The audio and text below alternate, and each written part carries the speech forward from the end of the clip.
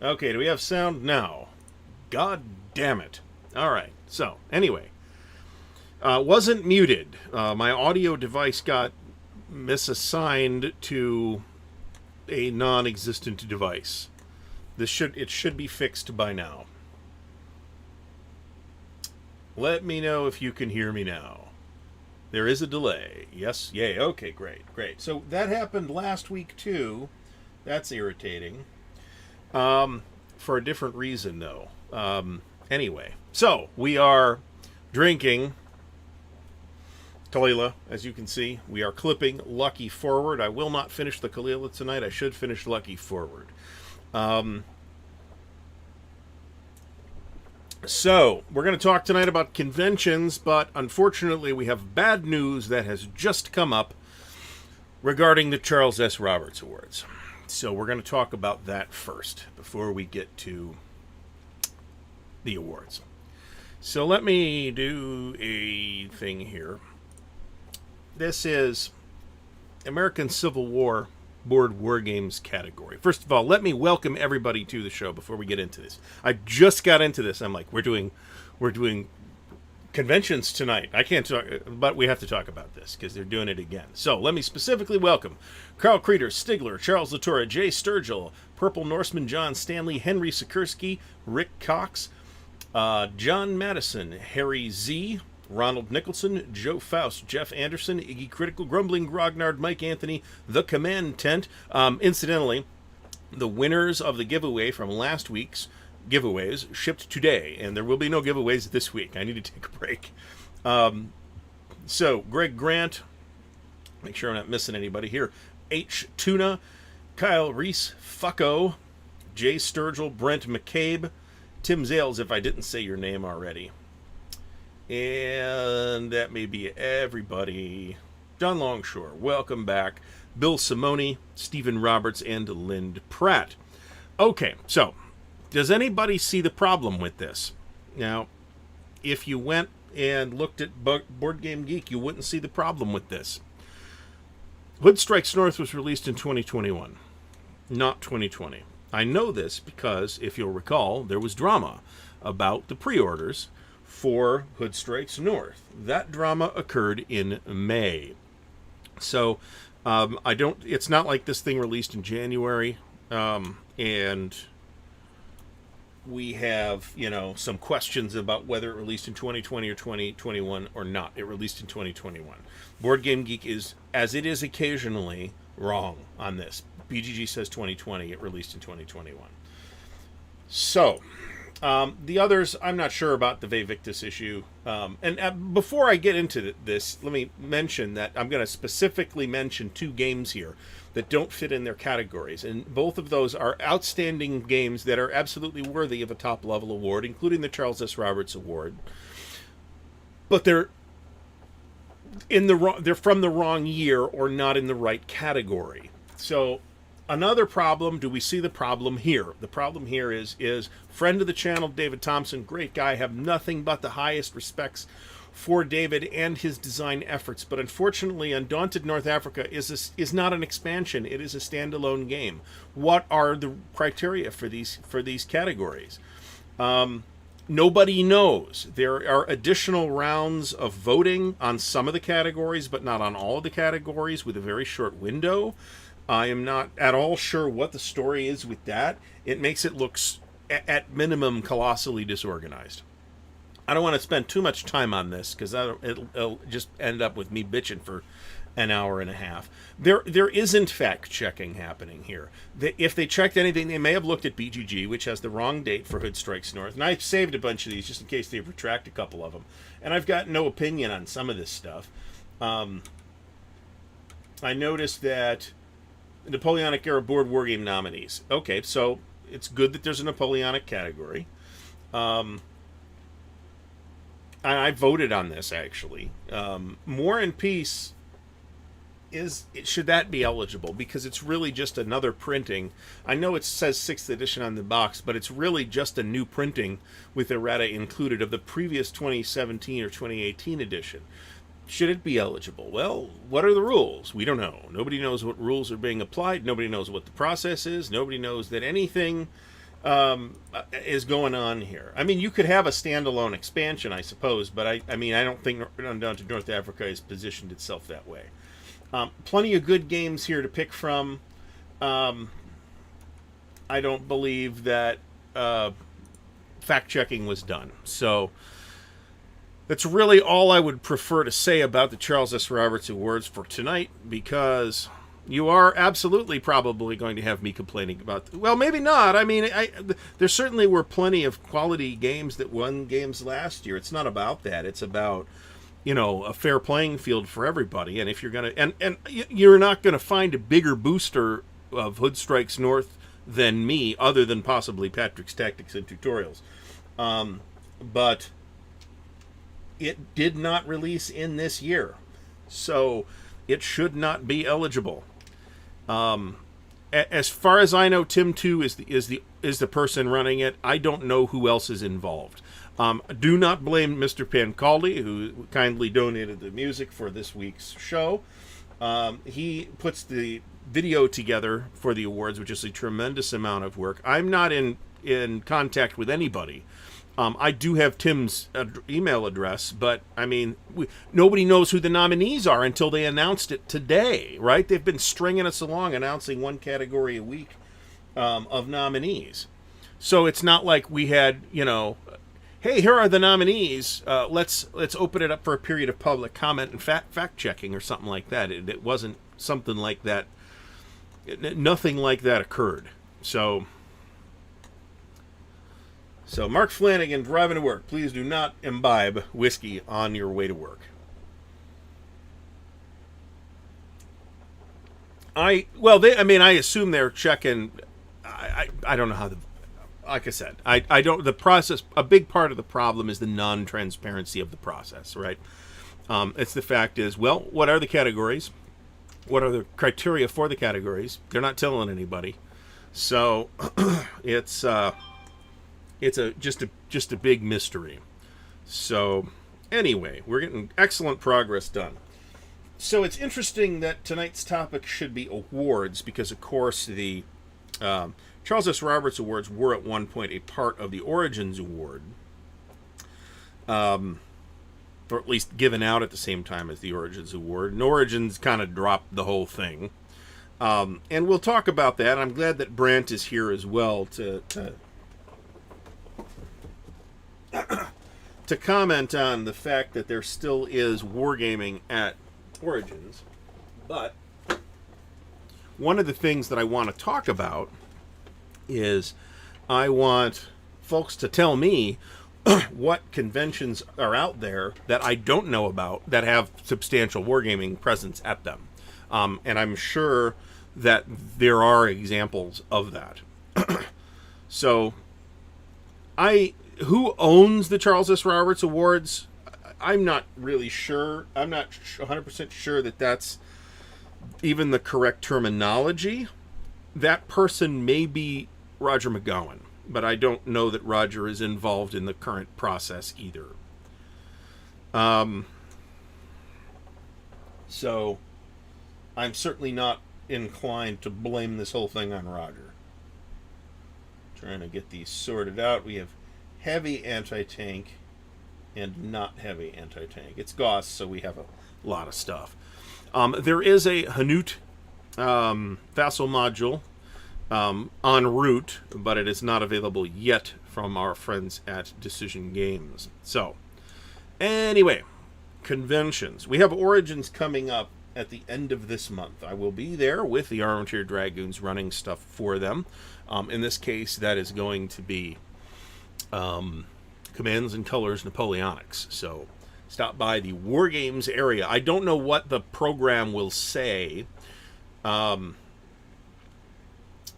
what the area is called. It has traditionally just been called the Wargames area in the big exhibit hall. It has never been named after the Armchair Dragoons that are actually running it. So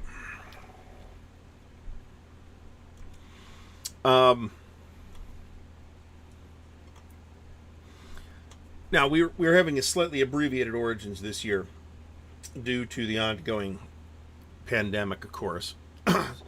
So I think Decision Games should do something special for the channel here, because I feel like I've sold about 20 copies of Hanut so far. That I expect that issue to sell out, by the way. So if you are interested in the Goss system, Hanut is the ideal entry point. And get it while it's still available. So anyway, so I get distracted by this. I just saw this like right before the show. I'm like, we gotta talk about this. God damn it! Rocky Mountain Navy. That is a completely pedantic distinction as far as I'm concerned. So.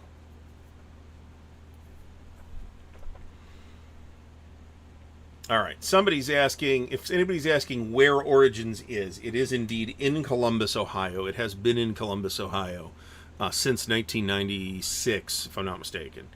Might have been 95. I think it was 96, but it might have been 95, I guess. And I mean, it's obviously Origins began as a wargaming convention, kind of run in alternate years by either SPI or Avalon Hill. It is not as old a convention as Gen Con. I do not know why or how it ended up in the hands of Gamma, but it did. So it is now being run by Gamma, which is, let's say, not an organization that makes it its business to run public-facing conventions.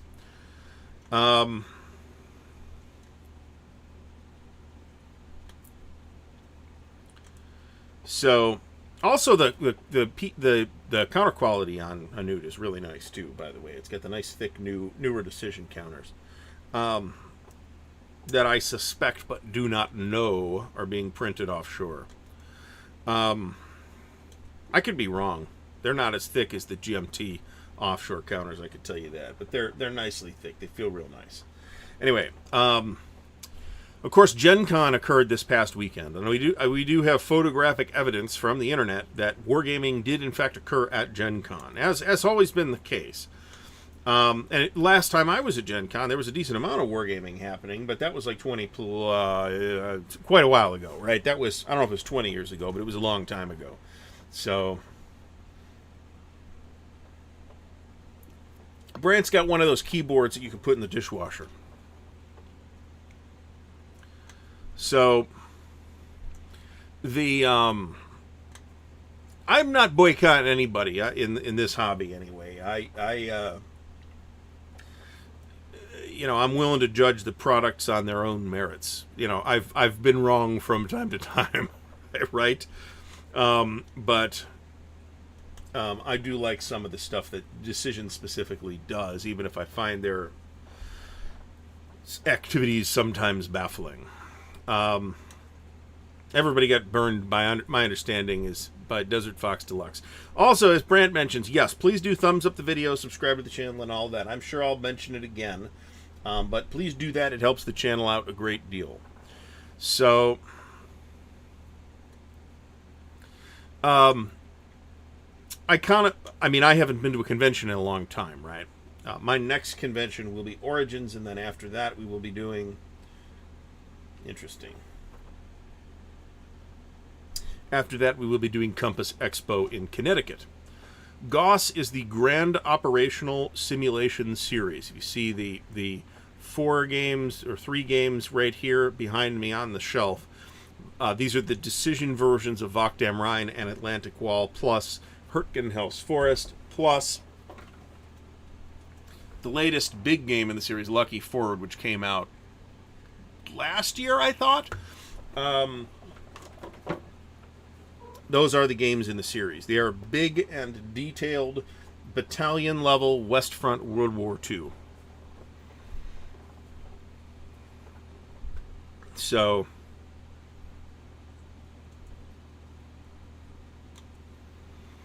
waiting for the Vassal module on Hanut. I don't really have the capability to set anything up here at home at the moment.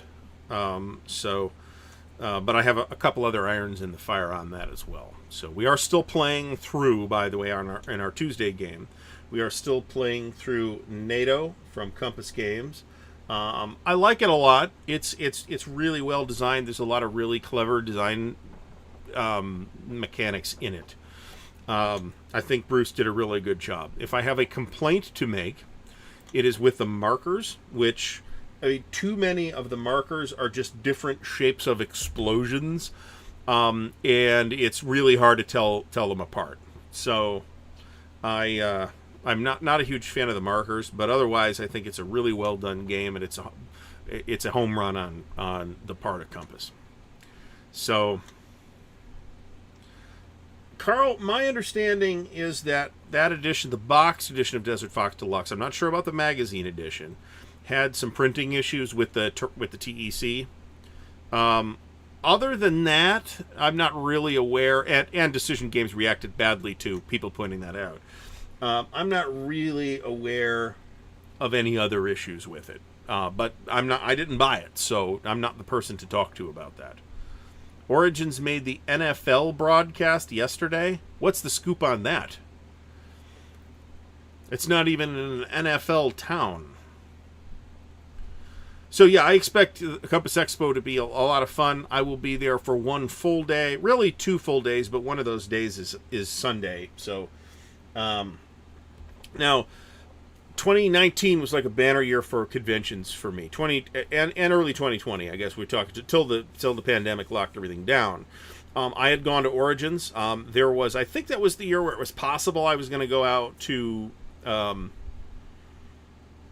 WBC for a day, and that was the year where I had car problems and it just wasn't going to work. I got the car fixed instead of going to WBC for that Saturday. So, but I did make it, to there was the Winterfest in February. There was Origins. There was Buckeye Game Fest. I'm trying to remember what we played. I think that was a Baltic Gap year.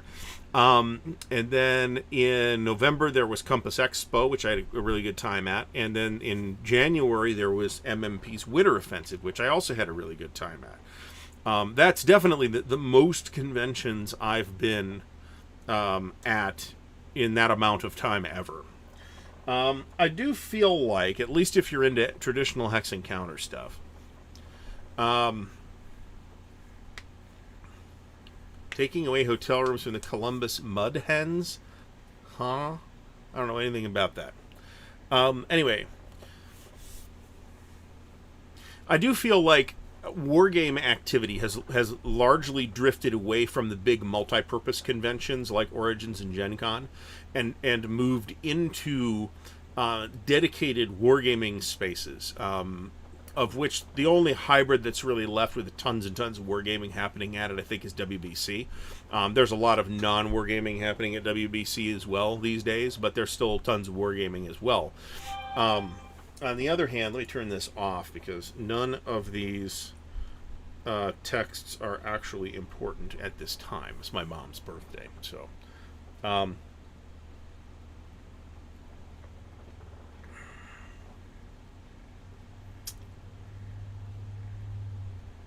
Ken Cloby says that Desert Fox Deluxe uses cards to manage and control off-map action.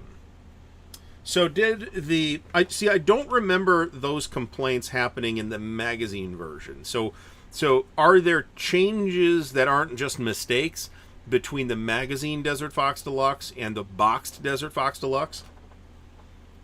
I don't know. Gen Con is in Indianapolis and has been for some time. After originally relocating for, we got a whole infantry division going on here, from Milwaukee. I haven't been to Gen Con since it left Milwaukee. And I think the last year it was in Milwaukee was the last year that I went.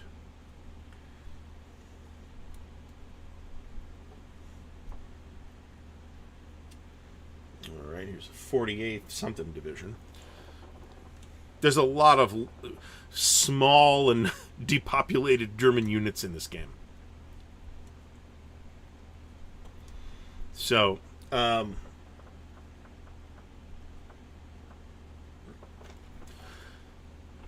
So, and we also have, of course, the company-sponsored events. We have, of course, Compass Expo for Compass. We have MMPs, Winter Offensive. We have GMTs, Weekend at the Warehouse. Then there's a GMT East. I'm not sure if there's a GMT West, but there's GMT events as well. None of these events are super hardcore about you can only play stuff from those publishers.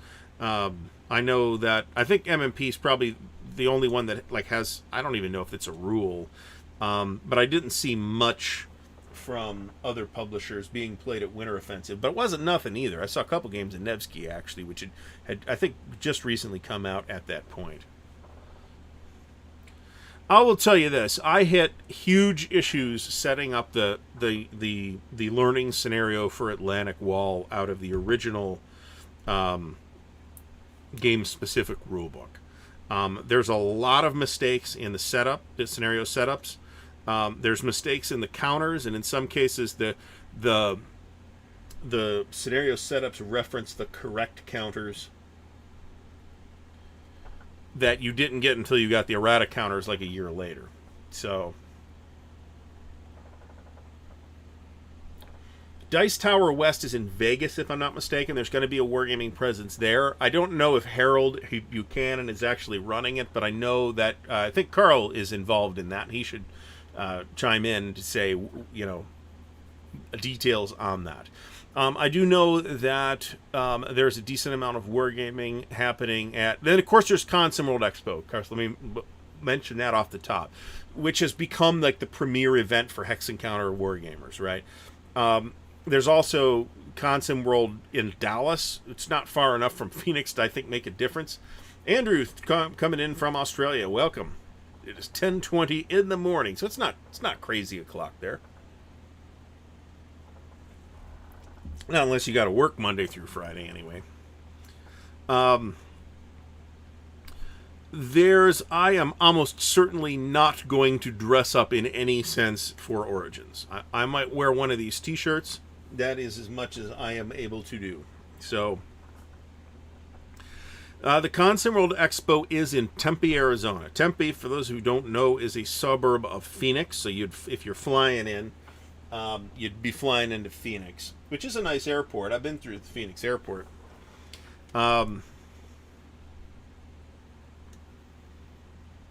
Tony's Board Life. Welcome back to the show. Mo's Game Table. Welcome back.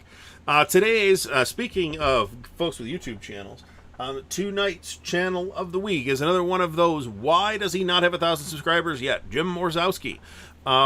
Who haven't seen popping in yet tonight, but he has done tons and tons and tons of quality live stream stuff, almost all of which, I think, or all of which has been done through Tabletop Simulator. So it is Jim Jim and whoever it is that is making Tabletop Simulator modules for old SBI games are pretty much keeping Wargaming in the business of Tabletop Simulator, double-handedly, as it were. Brant mentions WashingCon in DC. What's the other Mace that's down there as well? I think there's some war games happening there. I don't, and of course there's a bunch of little pocket conventions. There's what I would call club events more than conventions. Winterfest that I go to is kind of one of those. That is supposed to happen in February. We will see what happens. I don't know to what extent I will be able to go. Let me put it that way. I will definitely be there, but work situation may make it impossible for me to be there the entire time. I will absolutely do it if I have to, and I am willing to not be paid for the time off, but I am not willing to be fired for the time off.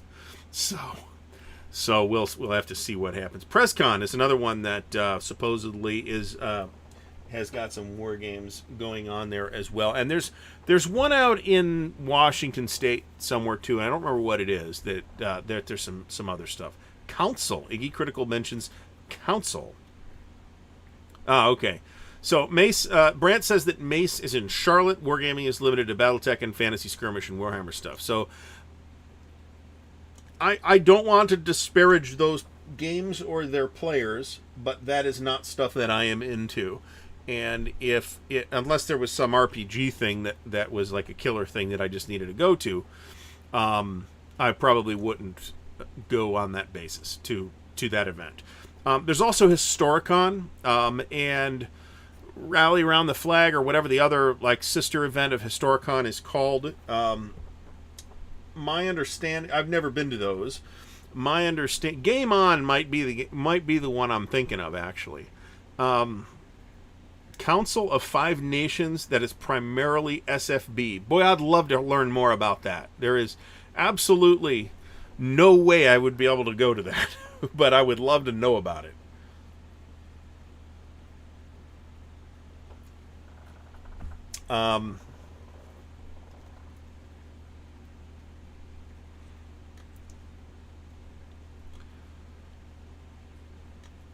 There's also at least one. Oh, what's it called?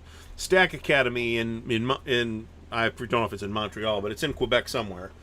And I think that there is an Ontario-based show with some wargaming happening at it too. I would be very curious to know. Somebody who's here probably does know. How much board wargaming occurs at events like Historicon. My understanding is that it is not that much.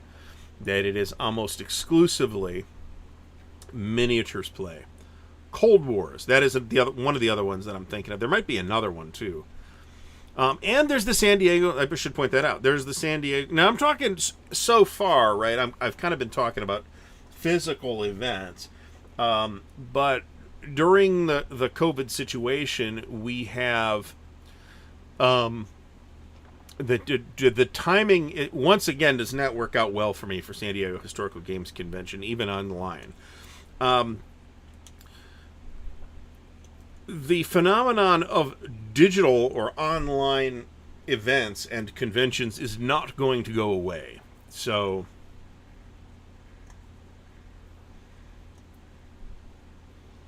even once, whenever this happens, the pandemic is in fact behind us.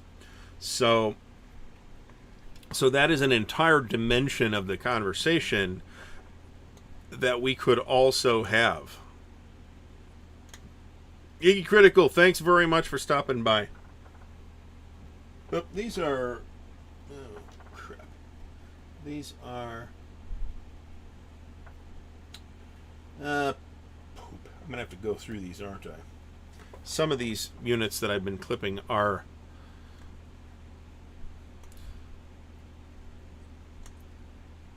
attached to formations, and I have not been paying particular attention to them.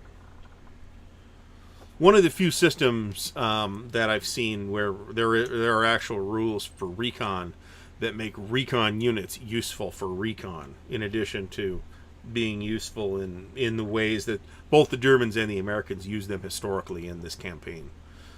So...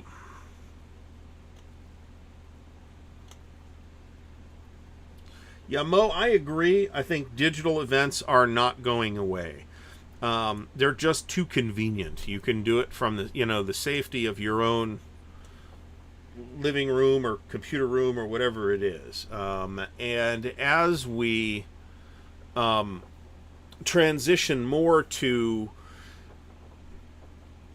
software platforms with improved functionality, like imagine, so you can nominally run Vassal on any device that has a Java virtual machine, so you can nominally run it on things like a tablet, but the software doesn't really support that. So while you can do it, I think the functionality is not really there. Imagine the ability to run Vassal on an iPad, right? Now, will there certainly be some people who prefer not to use it that way? Absolutely. One of the things that I hit in social media is Instagram doesn't really want you. It's not designed for you to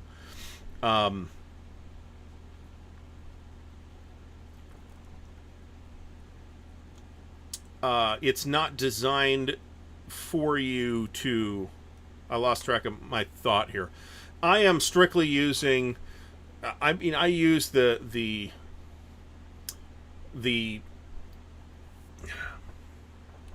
flustered here. I use the organ laminations clippers whenever possible. There are occasional games where the counters are too thick to fit this clipper. I'll either go back in those cases to the repaired deluxe clipper, or I will go back to fingernail clippers. Fingernail clippers, I clipped Korean War, the recent Decision Compass Games reprint, with fingernail clippers, actually. Nathan Landrum, thanks. Welcome back. So, I don't think that San Diego Historical Games Convention is really all that at risk of being sued by the Historical Miniatures Gaming Society. I don't think that. I mean, I wouldn't be worried about that if I was Harold.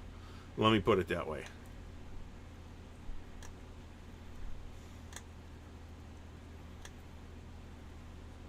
And they did it because there was no winter offensive in 2020. The GCACW group ran their own digital event, which drew like over 100 people. So, Andrew says that digital cons broaden the reach of wargaming. I completely agree. How many? Okay, so this will be a subject that Stigler and I have both opined on in the past about the prevalence of solitaire gaming. Not necessarily of dedicated solitaire games like your Enemy Coast Aheads and your B-17s, so much as, we're not going to finish that. We'll finish it next week. So much as people who play non-solitaire war games in a solitaire way. And why do those people do that? Well, what you hear a lot of the time, I think there's advantages to solitaire play that, involve, there's no pressure, right? You're not under pressure to win. You're going to win either way, right? But a lot of what you hear when you ask for the reasons why people play solitaire is that I don't have any opponents. And online play, through whatever medium you're using, whether it's PBEM or Vassal or Tabletop Simulator or whatever, eliminates that problem. Now, do people still have social anxiety issues that prevent them from asking to get into this new whatever it is that they want to play? Yeah, that's still a thing. And some people will present that in the guise of I don't have any opponents. Now, Ken, I will mention that there's plenty of people who do play online and still manage to make it social if you're playing live online, which is how I prefer to do it. I think it's more fun to do it that way. And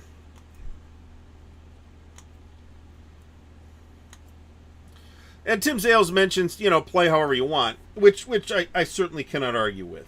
Somebody really just wants to play solitaire and be left alone, well, okay. That's their game. They can do what they want with it, right? But certainly there are people who would rather have opponents, and digital play opens those folks up to having opponents. Mickey Joof asks, why don't wargame publishers save everybody time by printing their counters with rounded corners? Well, some of them do. I don't think I've seen a Worthington Games product, for example, without rounded corners. Many, if not all, Hexasim products have pre-rounded corners. All of the Hexasim products that I have personally had passed through my hands have had rounded corners. I don't know that that's not that many, but it's not zero either.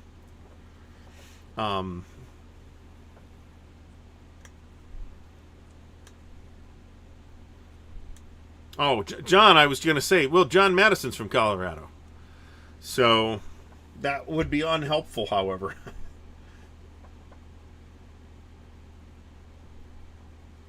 So confused. So Jeffrey Wesovich says, don't tell him how to play with his little toy men. And of course he's right.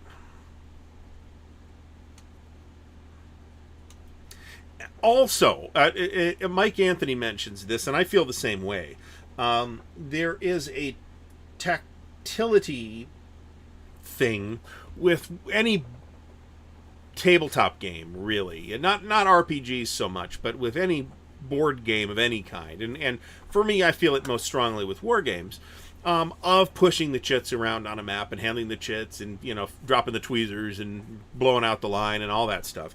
That I really do enjoy, and that's why I would prefer, you know, everything else being equal, to play in person. But I would also prefer, you know, to be independently wealthy and be able to take off as much time as I want to go play war games all the time.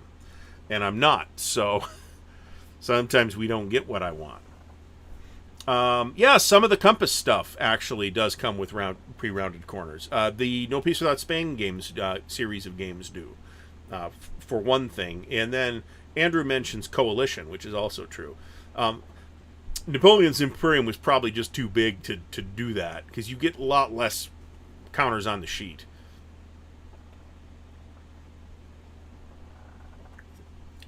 Gen Chaos 33 mentions that PBEM is bad sometimes because the sequence of play becomes too modified. So that's true. There's usually ways around that, but it always does represent some kind of a kludge of games with sequences of play that simply don't work well with actually having to pass turn information back and forth. This is why, you know, for example, playing live using, say, Discord or Skype or whatever you want for audio, and using Vassal for the game is my preferred route to do that. I want to say that everything that I've seen from Academy Games has also been pre-rounded corners. But not all their games have counters either, and a couple of the games that I've played from them do not have counters. So Carl mentions that he likes to take in the entire map at once. Carl, your monitor is not big enough. That's the problem there. Get yourself a 50-inch 4K television. Use that as your monitor. Then you can just zoom out, and you can see everything. It's great.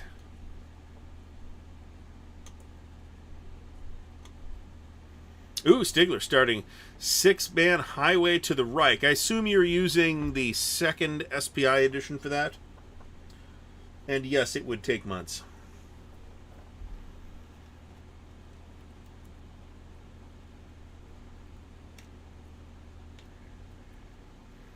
Tony Mammal says that learning a game is easier in person. I mean, it's the best way to learn a war game. This is a point that I made in whatever show it was that we were talking about introductory war games.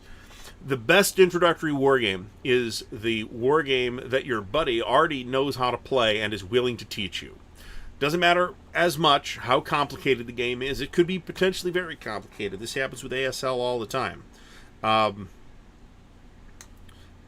But the fact that you have an enthusiastic friend who can teach you is always the best way to learn.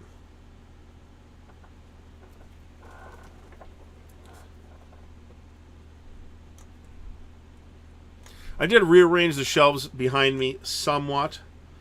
Couple of boxes in the OSG section got replaced, for example.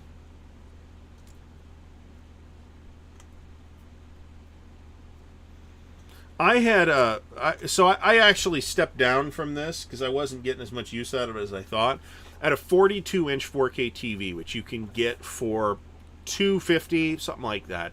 It's way cheaper than a computer monitor. There are disadvantages to using a TV for your computer monitor, but it also works just fine. The important thing is the fact that it's a big display and it's 4K.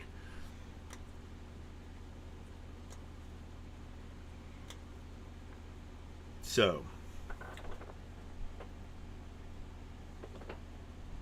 there it is.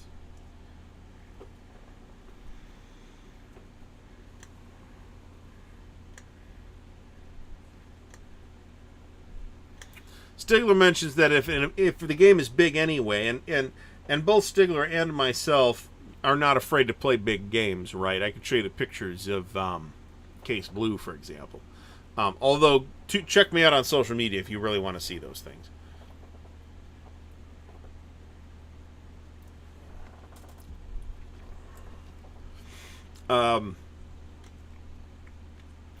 Stigler points out that you have to kind of walk around or, you know, take a step back to see the whole thing anyway, and he's not wrong.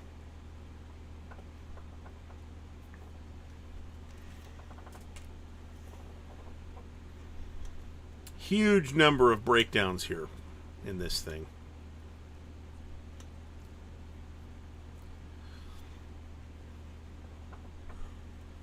So the the convention landscape is changing, right? We won't really understand the full reality of that, I think, for 2 or 3 years. But we're going to see.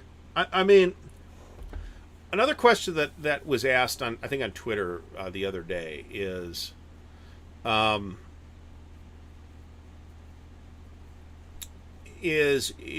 Compass Expo be a good first convention? I've never been to a game convention. And I said, sure.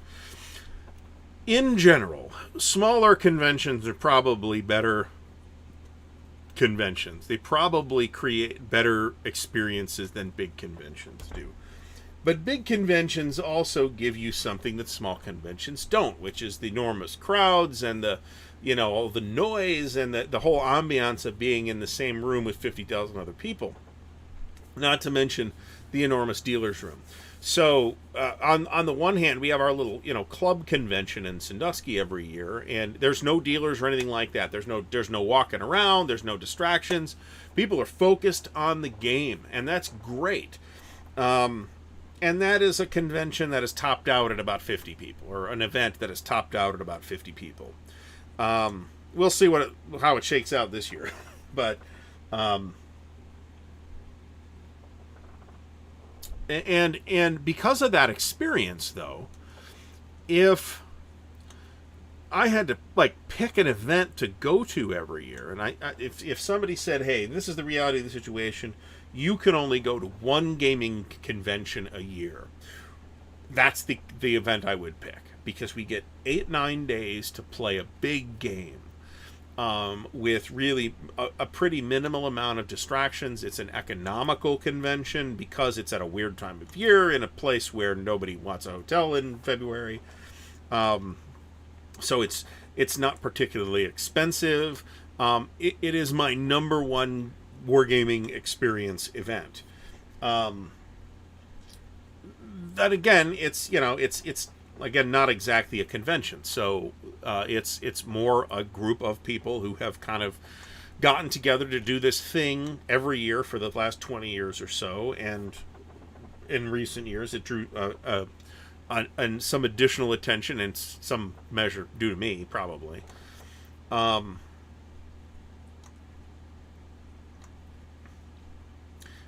And it's not that difficult to put an event like that together, particularly not now when hotels are desperate to fill up their event calendars.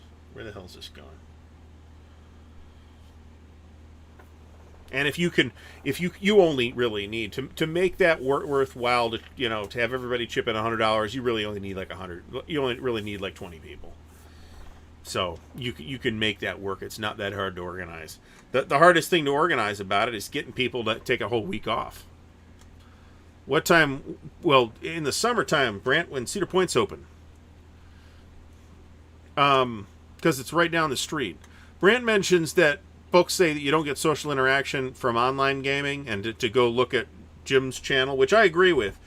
Jim has a really cool atmosphere where it really does feel like you're sitting around a table at the whatever the local game club here. And Mark Ruggiero is working on, who is a diehard monster gamer, by the way, Compass Expo West in California, which is cool, but I'm probably never going to that. So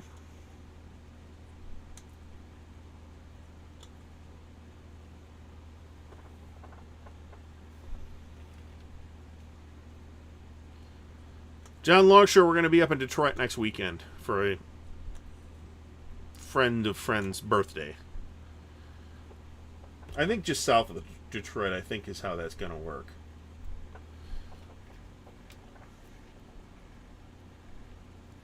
So, and Brant mentions the big convention like Origins. Of course, Gen Con is the biggest. Anything in the Northeast besides Compass? Well, there's GMT East, which is somewhere in upstate New York. That counts as Northeast, I think. I don't know when that is, or if that is on the calendar or anything like that, because I haven't looked into it since the pandemic began. But I've heard good things about it as an event. I've also heard that it's a bit pricey, which I don't know. I mean, it isn't as pricey as Consim World Expo, I can tell you that. And that's another thing, actually.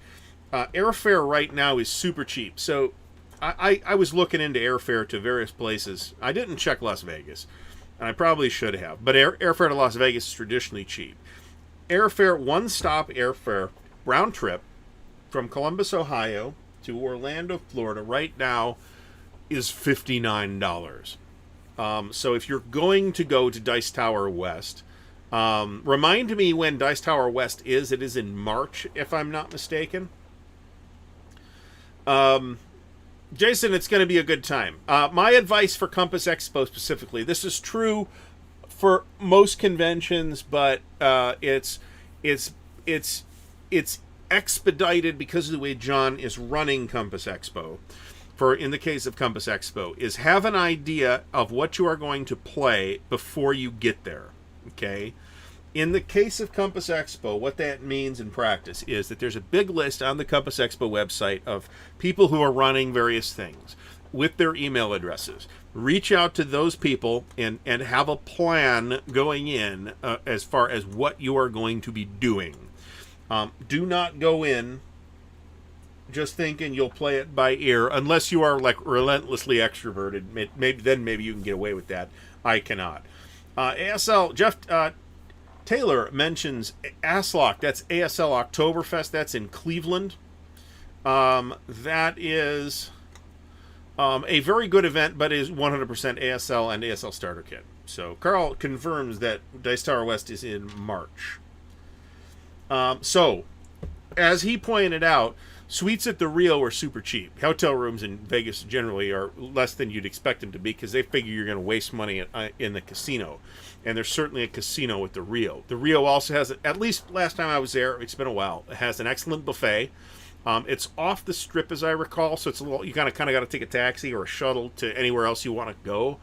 But those facilities are not places where you really ever need to leave them. There is ample dining, even all-night restaurants in every one of those facilities. So,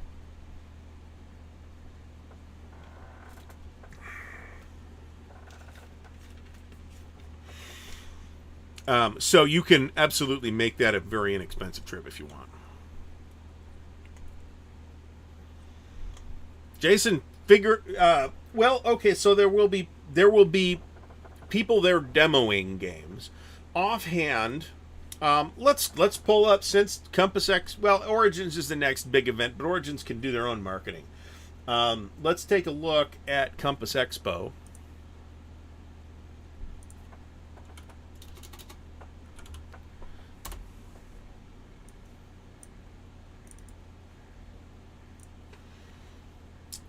And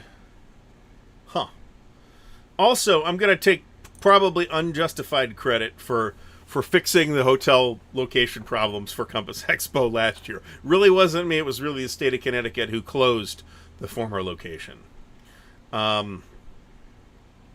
me pull up back to OBS here. Give me a second. All right. So here's the Compass Games Expo page on the Compass Games website. Comfort Inn and Suites. This is. Oh, I haven't made hotel reservations yet, but they're pretty inexpensive. Hotels are really pinched right now. It's a great time to get hotel rooms. Just bring your own Lysol, I guess. It runs Thursday through Monday. No kidding. No kidding. Well, I didn't plan on that. My flight leaves on late Sunday, so oh well. So it looks like there's a whole day of gaming on Monday, too. That's actually pretty great. All right, so looking at what is this? What is going on here? They're experiencing issues with Google Sheets. Okay, so here's the game's sign-up sheet. All right, so you get these people's email addresses off of this list. And these are any game here potentially could happen at Compass Expo. Offhand, stuff that is only a third choice for people or an honorable mention, there's probably not a huge chance of that actually happening.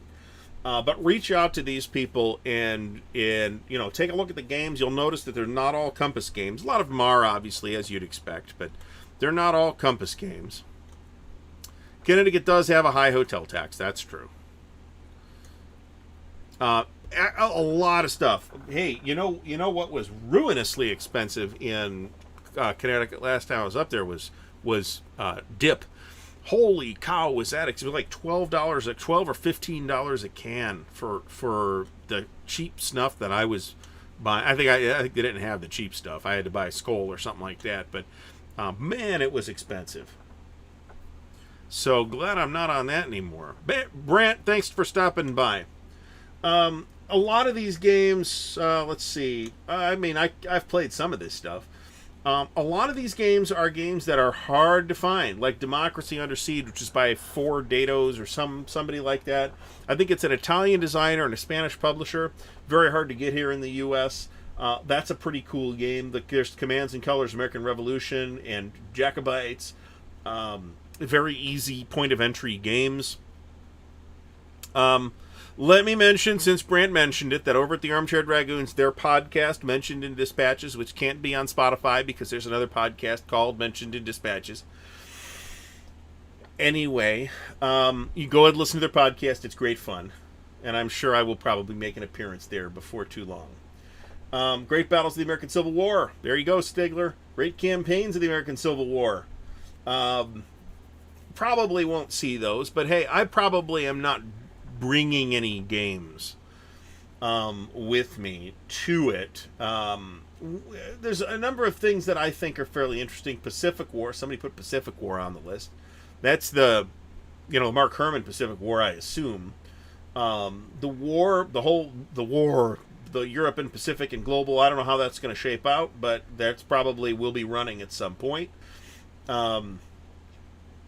Last year there was a combined game of Ligny and Quatre Bras using the Hexasim Eagles of France series.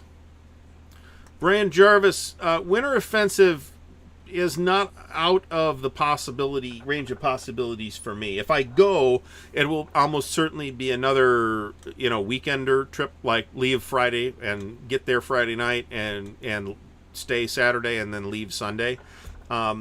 Assuming, again, know what you're going to do before you show up. That's always good advice. Or at least have a plan or know who to talk to. Oh yeah, I'll be buying stuff there. That was one of my motivations for going in the first place.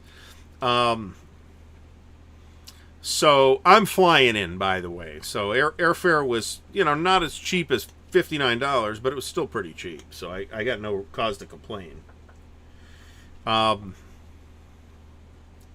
Wade Moore's asking about Guns, Dice, and Butter. I don't know, but it was a good podcast, I can tell you that.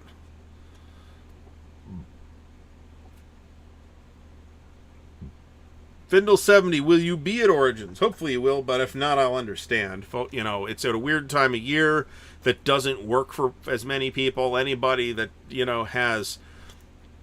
Well, educators, for example, that could normally manage to get the time off in the summertime because they're off anyway, maybe can't do that in early October. So as far as Winter Offensive goes, be aware of the dynamic, the game selection dynamic at Winter Offensive. It is 60% plus ASL. It is about 20% Great Campaigns of the American Civil War. And it's about 10% everything else, much of which is various gamers and other MMP series. So, John, if you've got legit concerns about that, then my advice is to not go to big conventions, to be honest about it. I don't know what the rules will be at Origins regarding masking. I assume we're going to probably have to be masked most of the time, which I'm going to be super uncomfortable with, but it is what it is too. Should it be required, I can produce proof of vaccination. So, make your own decisions. You got to make your own decisions, but you got to live with those decisions too.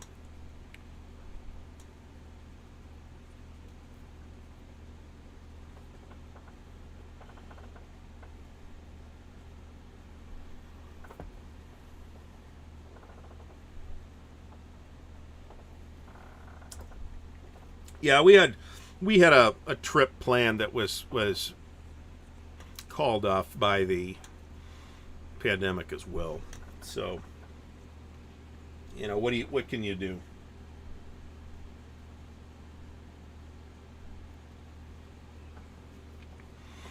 So anyway, we did, by the way, hit a record last week. We had 117 viewers at peak time, which is fantastic. We should maybe do more old-timey wargame publisher topics. Been a bit disorganized and scattered this week, but a lot of folks in the wargaming hobby are in fact retired, and a decent number of them are retired with income sufficient to indulge in this hobby. Let me put it that way. I would love to go back. I really probably missed Gen Con more this year than in previous years. And, I haven't been there in like 15 or 20 years. And I do think that that's because I haven't been to an event in so long. We are playing locally, in our circle of responsibility, as it were. But, you still don't get the same experience going to your buddy's house over the weekend versus going to a big convention, a particularly big convention like Origins or Gen Con. Then again, even when there's not a pandemic, I'm really unclear as to how easy it is to go to Gen Con. Can I just, not this year, obviously, can I just show up on Sunday and get a badge and get in? I don't know. I keep hearing things of they sold out. Brian Jarvis, end of the night multiplayer game sessions. What I was seeing that happen with was Tank Duel at Compass Expo last time.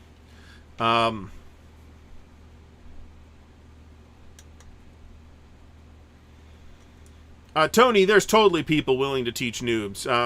My events at Origins for Commands and Colors are explicitly noob friendly. For example, I suppose there's probably very serious tournament players of Commands and Colors Napoleonics, but I am not one of those people. So, and yeah, I would expect if go back here. It was a special event. I'm annoyed because special events. Here we go. Okay, so there's hosted designer play of American Tank Ace. Hosted designer play of Doomsday, Battle for Germany and the Balkans. That's the combined game. That's the operational scale series. There's the Paul Koenig's The Bulge game. Don't know much about that. Kevin McPartland, designer playtest for Warriors of the Long White Claw, which is a pretty neat game. It's actually kind of a 4X game. It's pretty neat.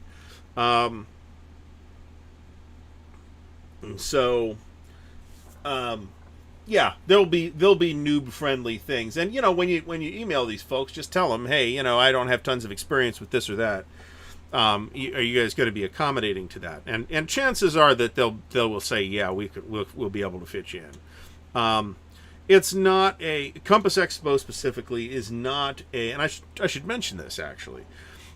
So for example, ASLOC, the ASL Oktoberfest, and WBC are very tournament-focused events. Generally speaking, that has not been the case with other wargaming events. It's definitely not the case with... where the hell is this going? Not the case with Origins. Not the case with Compass Expo, or maybe Winter Offensive for the ASL people. But mostly, it's not like the atmospheres. I don't think all that competitive. So, and it's probably as competitive if you make it. There's probably going to be some guy there who's going to be a dick about something, but you can just walk away from that table if you want. We're in the home stretch here at 9:01. So yeah, if you fill out the, you can't edit the page, but if you update your info and let John know, it's being updated manually by John. So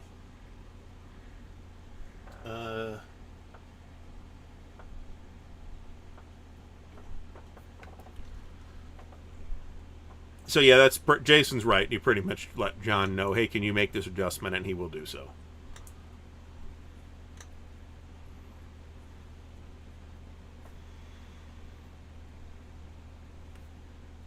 So let's touch on what John is not saying directly here, which is the demographics of wargame specific events. Okay, and I'm talking about, and some of these events I only know from stories and or pictures and or reporting on the internet.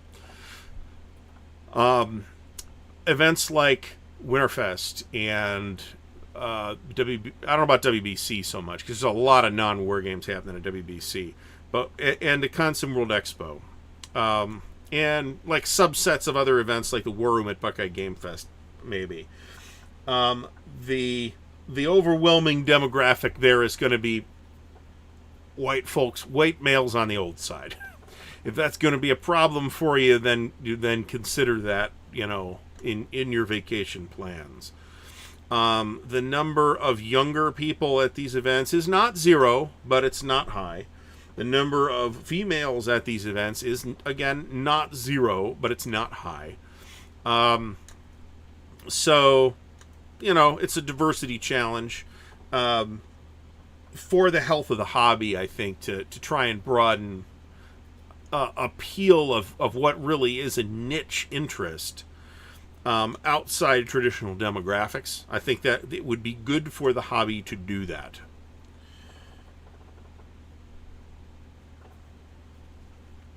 If nothing else, just so we could keep this hobby going for a while. I've said in the past that the Text Encounter Wargame is going to outlive me, but it would, I'd be just as happy if it outlived the youngsters as well, and I would just as soon it continue to continue. So,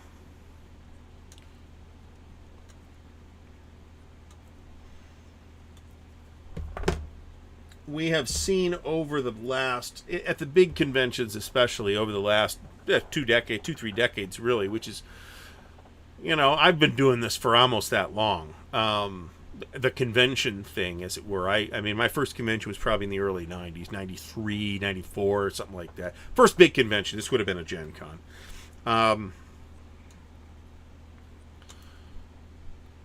And the demographic has definitely changed a great deal in that time. Which, and again, that's good.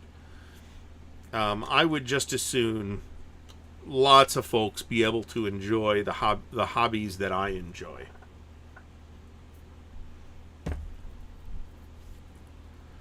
So,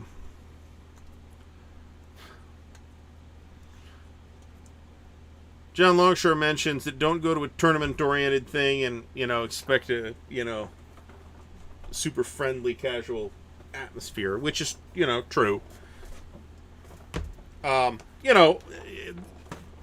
It should go without saying that you should be aware of the events that you have signed up for and what the tone of those events is likely to be.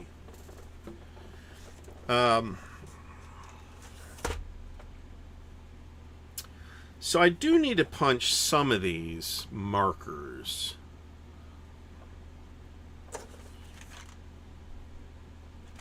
Some of these markers. I'm a little confused. Let's put our current selection of stuff away first. And there's a lot of breakdowns here. Fortunately, I'm using the Container Store trays for this, and there'll be plenty of room for all these sets of counters.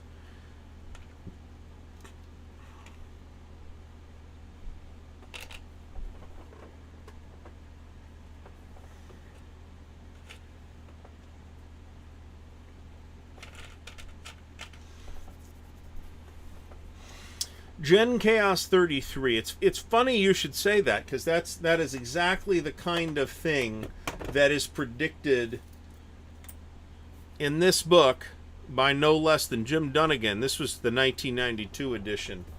And Hex Encounter tabletop games are in fact still around. So Mr. Dunnigan proved to be premature in that prognostication. Now, I'm not saying he's wrong. I do think we're moving in that direction, but I don't think we have moved in that direction nearly as quickly as a lot of people predicted we were going to.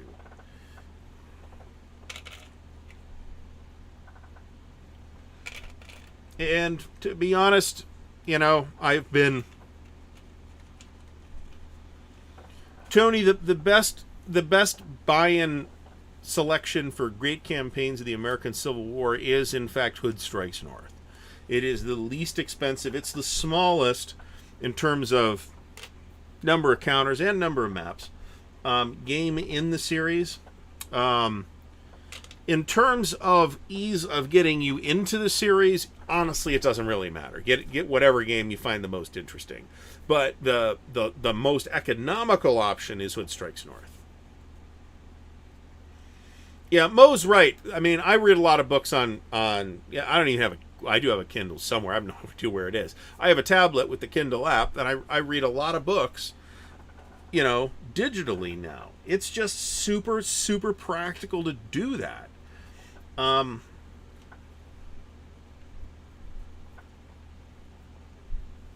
Oh, we got to figure out where these are.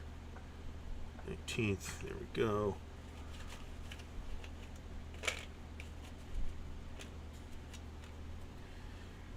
So yeah, we're gonna, and we still have print books. Still plenty of people buying print books. So the demise of all of these things has been prematurely announced. Let me put it that way.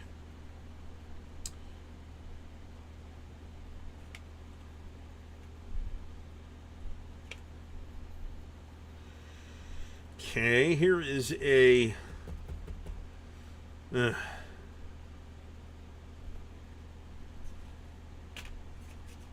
been too long since I've handled this. I'm confused about where stuff's going.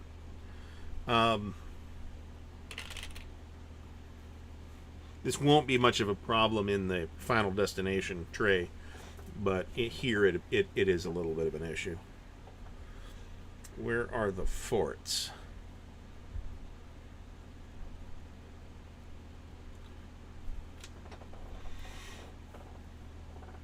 I mean, I've gotten used to it. It's nice that I can read in the dark on the app, right?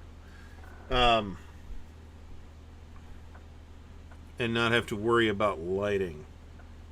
Okay, let's see if we have this formation somewhere else. Or really, any of these formations. Yeah, Mo's right. I mean, the doom of the hobby has been, treated as though it had already occurred in plenty of places, and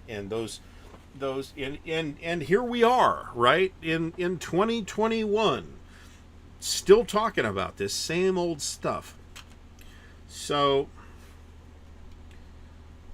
do not assume that our hobby's going anywhere anytime particularly soon. It is not.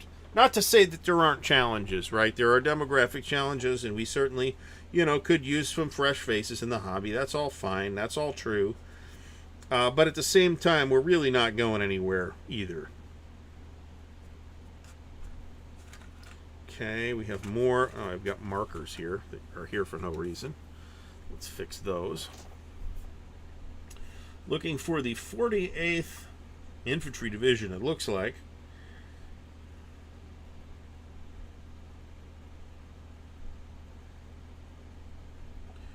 And I'm not seeing it. Well, guess we'll put it in 21st Panzer for now. John Keyports mentions that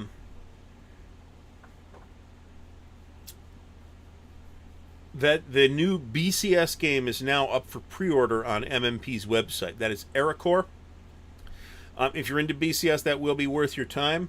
It is also relatively small. It's a one-map game. All the other BCS games are bigger than that, so it's a good entry point. I think the BCS system is brilliant in many ways, and frustratingly unsatisfying in a couple of other less important ways. I do think it's worth your time.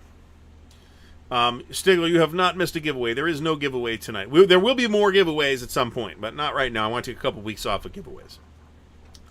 At no point did I get them out as quickly as I wanted to. Let me put it that way. There was a running gag in the old Wormy Strip and Dragon magazine about wargaming being outlawed. Carl mentions that he tried to like World in Flames, but does not. And then somebody else talked about the computer version of WIF through Matrix Games, which I don't have. I mean, I haven't played it, but my impression is not positive, right? So don't take my word for it. Take the word of somebody that's got more experience with it. But I don't have the impression that I would have fun with it.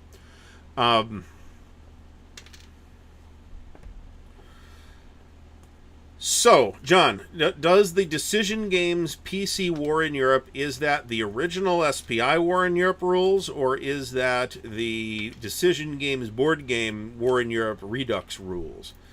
From what I understand, that Decision edition of War in Europe is actually pretty good. That is what I have heard. We are going to do some of the markers for this game, even though I have an outer a marker tray or trays for Goss. We definitely need to do the delay markers and the motorization markers.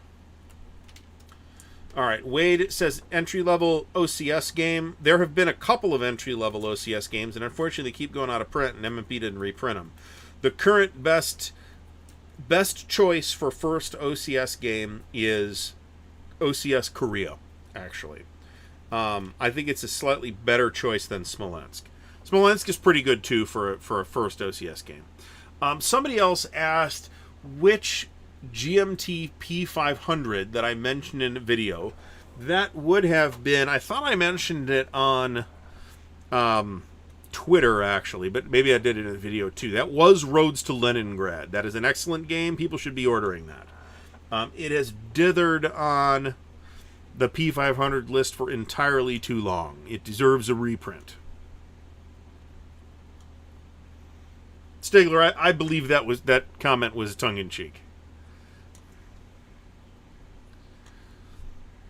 Yeah, I wouldn't consider Smolensk. Smolensk has pretty high density. And stuff like Third Winter, for example, while there's small scenarios in Third Winter, and there's the Scorpions in a Bottle scenario, and I have a super, super high opinion of Third Winter, I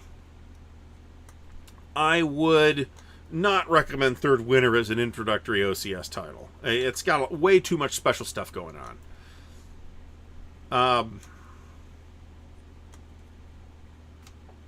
I have had consistently the best, this is apropos of nothing Wargame related, really, except insofar as that's almost all of my Twitter interactions Wargame related. I have had by far the best social media experience on Twitter. That's just me.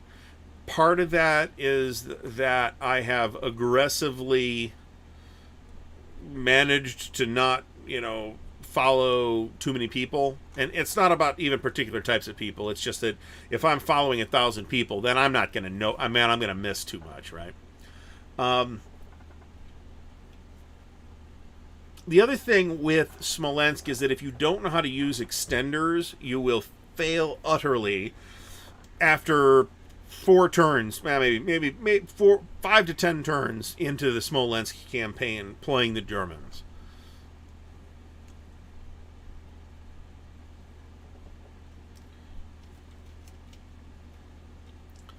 So there's that. Now, I don't know that I think that SCS is a particularly good entry into OCS. I mean, there is some family resemblance between the systems, but largely they're not that similar. I mean, there's some, the rounding rule, for example, is the same, and some of the underlying concepts are similar, but in every important detail, they're quite different systems, trying to do different things.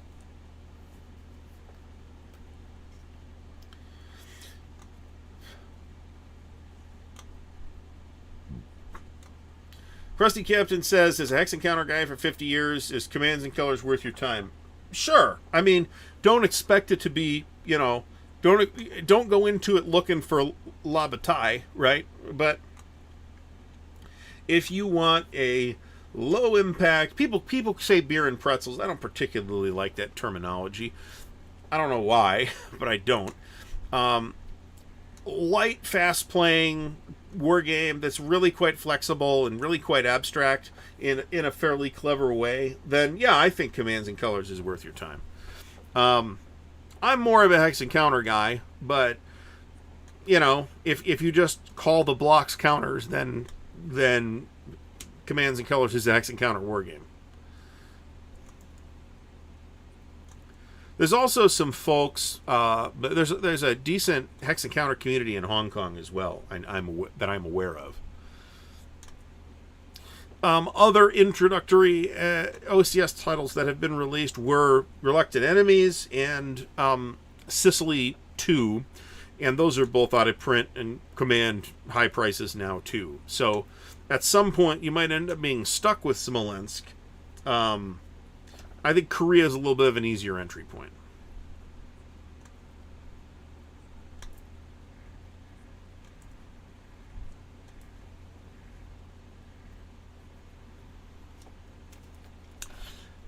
The phenomenon that Stigler is talking about, where there were games that were quote unquote confiscated, getting imported into Germany, that specific concern is why we do not see swastikas in games anymore. Because your games will not be able to be sold in certain parts of the world where that symbology is not legal, and most publishers don't wish to deal with that, even from a headache perspective. The re-release of Sicily 2. What re-release are we talking about? Or are we talking about those copies that MMP mysteriously found in the warehouse? I don't remember an actual re-release.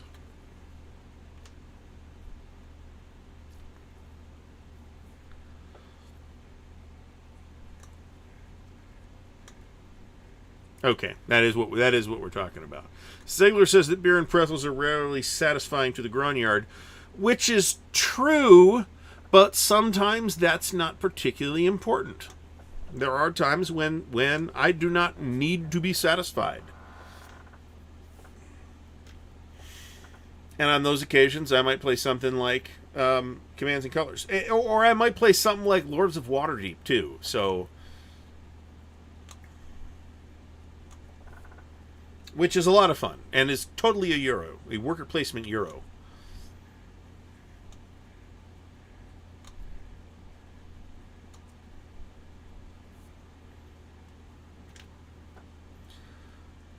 I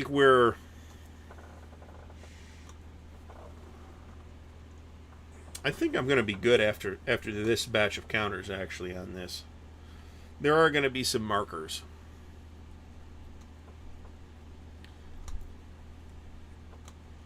There's plenty of people that don't want detailed simulations. The entire Hex and Horse, and Carl mentions this, the entire Horse and Musket series has recently been remastered by Hollandspiel. So now is a really good time to look into that. I actually been on the precipice of placing another Hollandspiel order. You'll notice, you won't notice because my fat head is behind it.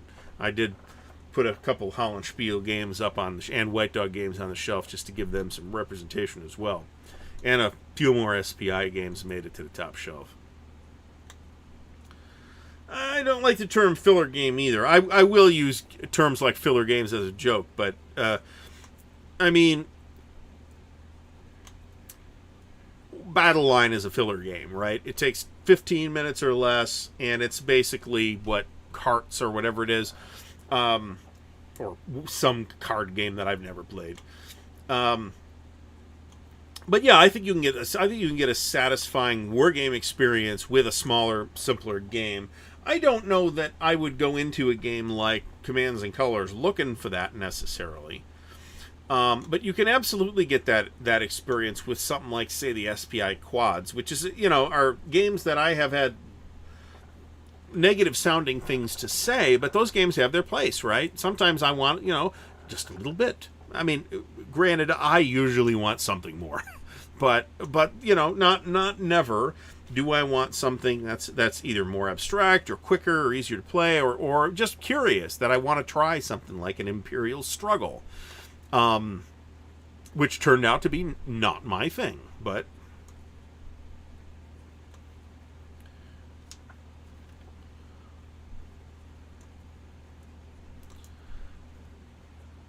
a lot of folks like the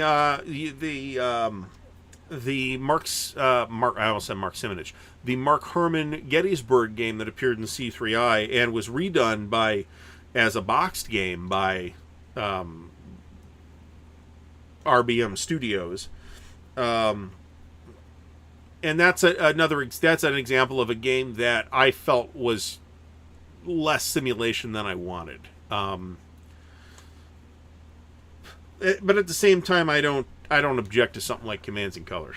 Ribbit is something I'm just not into. If I had kids, I might feel differently about it.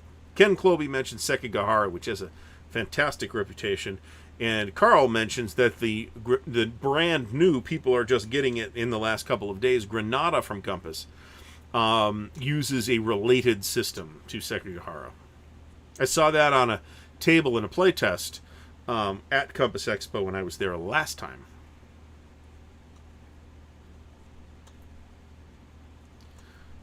I don't see this as dumbing down.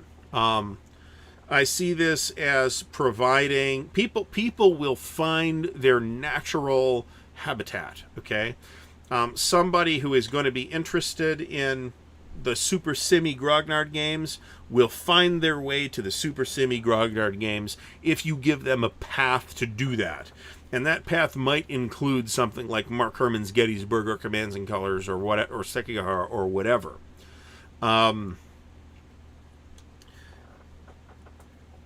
If they are not going to find their way into the Super Simi Grognard games, but will be very happy playing Twilight Struggle regularly, then that is where they will end up. As long as you get them to, Twilight Struggle. You give them a path to Twilight Struggle through, however you get to Twilight Struggle in. So there's room for... I think it is counterproductive to be... And I don't want to use the term gatekeeping, but that is kind of where we run the risk of landing when we start talking with this kind of language. Is excluding people who ought to be considered part of our tribe, as it were, right? And if somebody wants to consider themselves a wargamer and play Twilight Struggle all the time, which is, I have Twilight Struggle, I've had fun with it. I think it's a good game. I don't choose to play it, right? Well, so this is the whole point, right? Even among the heavy grognards, there's plenty of people who will say, Great Battles of the American Civil War does not work for me, but La Bataille does work for me. Either for whatever reason, they don't like some specific mechanic, or they're less interested in this period versus this other period. There's all kinds of, that's just down to personal preference. I don't want to make people feel like they're not welcome in the hobby because they're not playing to my demanded degree of fidelity to the certain hardcore games. There are absolutely people who have no interest in handling GBACW. Also.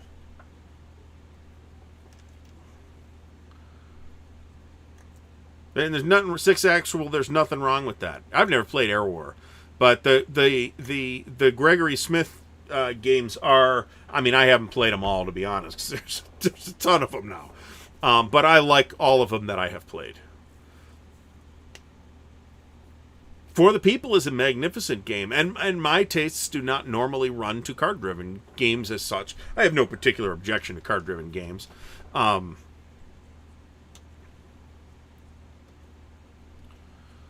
Kilroy, that is what I am trying to say.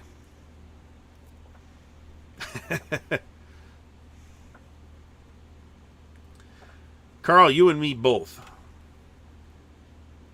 And that's another thing, too, is that, imagine the number of publishers floating around right now. Yeah, we've got major publishers that seem to dominate a lot of the talk. But I started making a list of, these are the legit wargame publishers. And I swiftly arrived at, okay, so there's a lot of edge cases of, how legit was TSR as a wargame publisher. I'd be board wargame publisher, right? A lot of people have hard feelings about them. Mike Anthony is totally right. Clark Commando 1983. We mentioned that you're working on Compass Games West out in California or thereabouts. Hopefully that will materialize. Welcome. I don't know that I've seen you tune in before. So I mean, if you look at we actually talked about this a little bit when we talked about the war game of the decade for the 60s and 70s, where if you look at the 60s, there's 3 publishers at all that are doing tabletop war games, right? That number gets a lot bigger when you get to the 70s, and then it gets way bigger now, right? In terms of just extant publishers that are available, that are making tabletop war games right now. The number of them is far larger than it's been at any time in the past. The volume of these games, even though, we tell ourselves, hey, this is a tiny niche, and we're right, there's a ton of games getting printed every year. Tons. So, Findle70 mentions that the idea of games as models, and that's actually true, too. It may be that the thing that a game designer is attempting to communicate in the design does not require elaborate rules or big map or any of that. And if that's the case, then why have those things? Right? If you're getting your intended, whatever you want to call it, theme or design intent across in a simpler game, why not do that?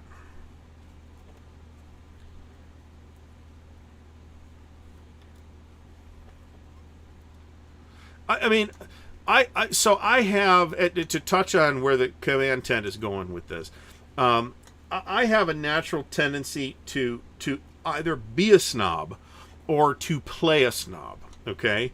In some cases, and I'd like to think in most cases, but, I mean this in a spirit of good-hearted fun when I say, let's play a filler game like Empire of the Sun, stuff like that. I think Mark may have been offended when I said that in public at some point. That was an attempt to be funny and not an attempt to be dismissive.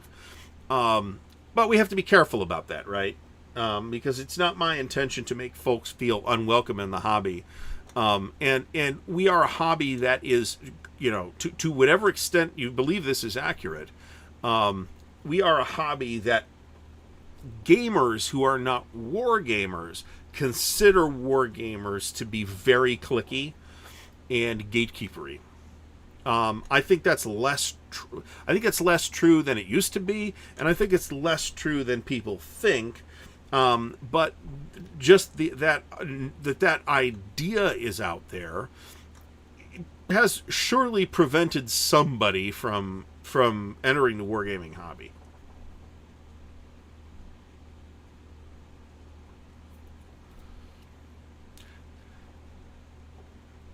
Achilles mentions that simulation is an illusion. There's a lot of ways. Somebody mentioned this in the comments a few weeks ago. Simulation is not really a great word for what we're trying to convey. But I don't have a better word. I'm open to suggestions. It's like the word realism. Well, what does realism mean? you know, and oh, this can't possibly be realistic. Blah, blah, blah. Again, you know, that's vacuously true, but I don't. In some senses, there isn't a better word. So we're stuck with the tools that the English language has given us. We should always, we were all speaking German, we would have words for all these things.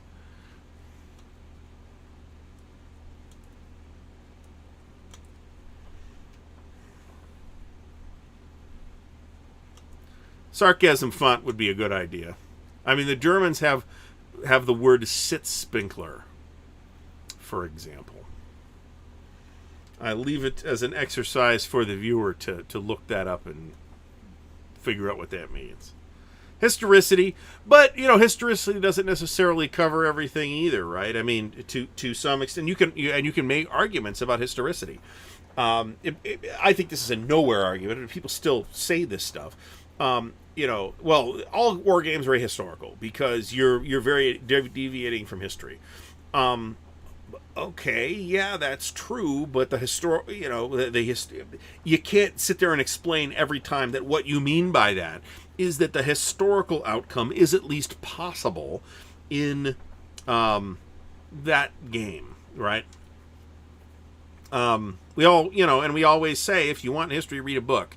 If you want to experience the dynamic, or at least a dynamic that at least the designer felt was important on that particular day, or month, or year, or decade, or whatever, then maybe a war game is what you should be looking for.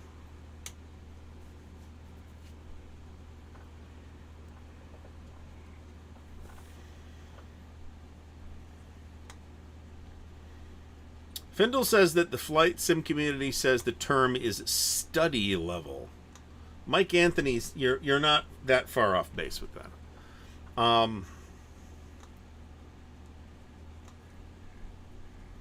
Conflict representations. I mean, my Twitter bio is intentionally, you know, this is intended to be funny, and it was written, and I just have never changed it back. You know, in the context of somebody objecting to the term wargaming. The term wargaming is super convenient, and chances are pretty good all of you know what I mean, because you're here when I say wargaming. We have a social construct as to what that term means, which isn't necessarily the same thing it necessarily means to the people outside the hobby.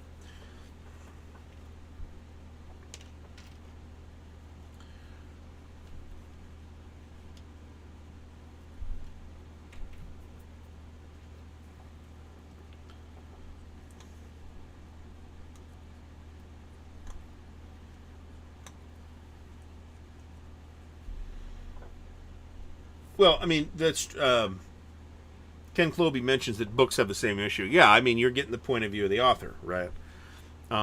Whatever that point of view is, and a good author will actually have a point of view.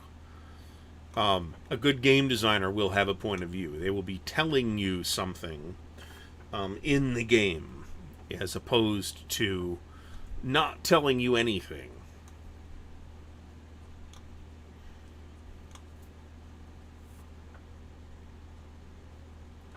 I mean, so the war game has to diverge from history, right? It can diverge a little, or it can diverge dramatically, and different games are better at different levels of divergence, right? Whiff, for example, is famously a very, what we say sometimes, a very sandboxy World War II game, where it can go way off the historical rails to a much greater extent than something like a World at War, or well, World at War was the better example. People say that of Unconditional Surrender too, but I don't find that to be true in Unconditional Surrender. I think Unconditional Surrender can go way off the rails.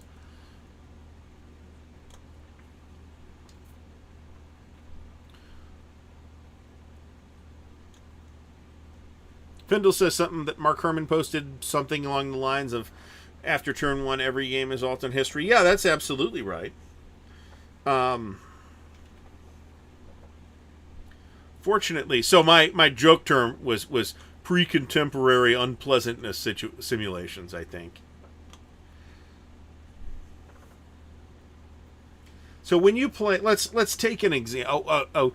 An obvious example. Let's say Gettysburg. Okay, and I picked Gettysburg because I've played games on Gettysburg, and chances are pretty good most or all of us have played games on Gettysburg. Designer, whoever it is, Jojo, the new designer, wants to do a game on Gettysburg, and Jojo is going to approach that design in one of two ways.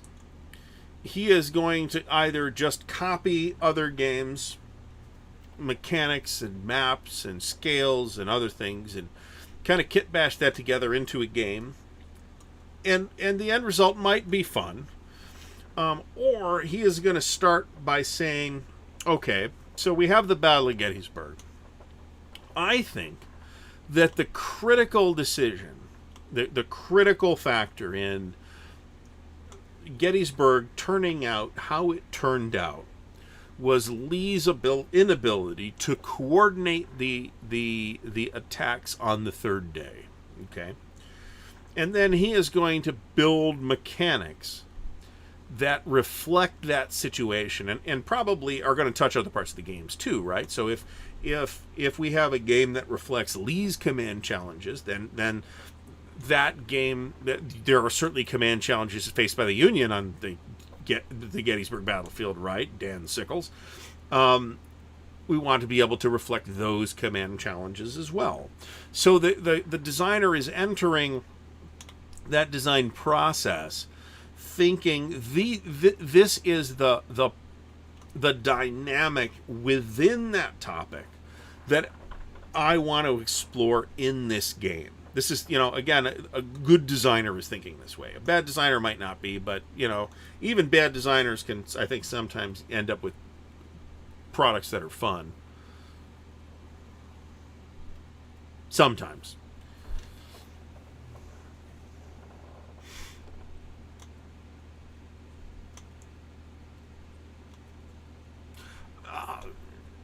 Andrew McDonald says that he thinks hobbies that he's been around do not self-examine.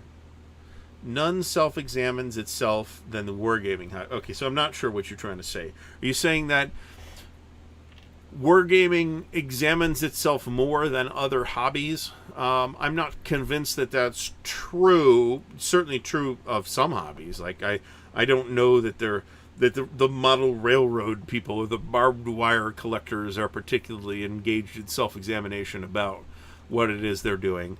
But I can tell you that the role-playing game people are. And the video game people are too.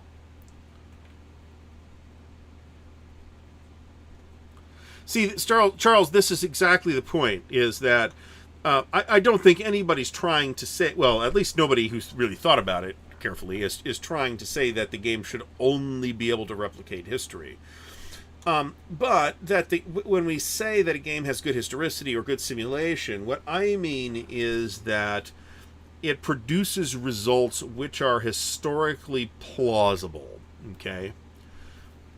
I think I've pointed this out before. So I've told the stories about, and go watch the Europa versus OCS video if you want, about the Second Front Europa game that we played some years ago. And, it was mechanically, I found it fairly frustrating. It took like a year and a half. I was very sick of it by the time we were done. I was well on my way to being done with Europa for at least 5 years, and it's about 5 years later, and I'm about in the mood for Europa again. Despite that, even at the time, I was like, what we got here was a historically plausible outcome. We got to see some of the, the dynamics in the air war changed dramatically between July of 1943 and May of 1945. For example, we got to see that at the rate of 2 turns a month. It worked from a historicity standpoint, from a simulation standpoint. It was very plausible. I have absolutely no reason for complaint in those departments at all, despite my issues, at the mechanical level with a lot of what Europa was doing. So, Those game tables talk about the barbed wire collectors. At one point, there was a barbed wire collector magazine. I don't know if that's still around or not. This is not a hobby I have investigated. LBW Strategy Gaming. Hi, thanks for stopping by.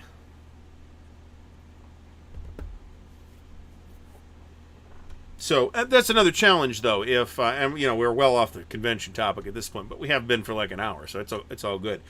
Is let's say I think this is there's no reason for you start with it.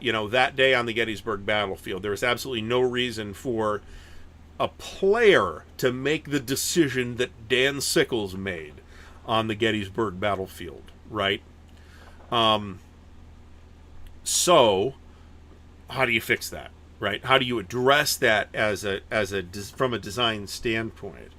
The line of battle treatment in Last Chance for Victory does it in a very clever way. It's because it's got the written orders system, and it says that once per game, if certain conditions are met, the Confederate player can write an orders for a Union unit, and then the Union unit has to, abide by those orders. That's actually fairly clever. There's additional rules to reflect the death of Reynolds, for example. If leaders are important, and they are you going to risk Reynolds getting killed in the first day, right? Chances are pretty good you're going to try to not get him killed.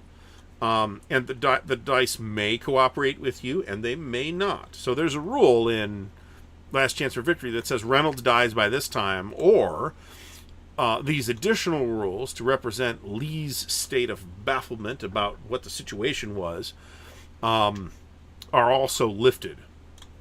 So, and it's an interesting way to approach that question. Let me put it that way.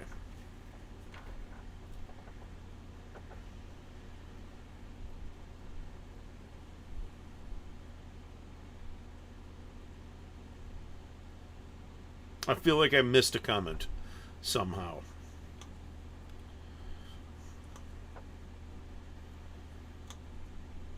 In terms of Europa, I do think I've talked about this before. I do think there are scale issues with Europa that are more evident in certain parts of the European theater than in other parts of the European theater. For what it's worth, I have a suspicion that our next local game and the Tuesday night game is probably going to be a Europa game.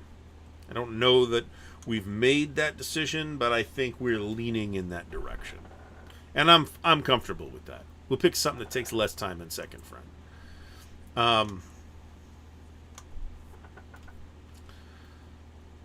So. Six Actual, thanks for stopping by the way. And don't forget to check out the channel of the week, Jim Ozarski, who is linked in the video description. Again, I'm not sure how he doesn't have enough subscribers already. Yeah,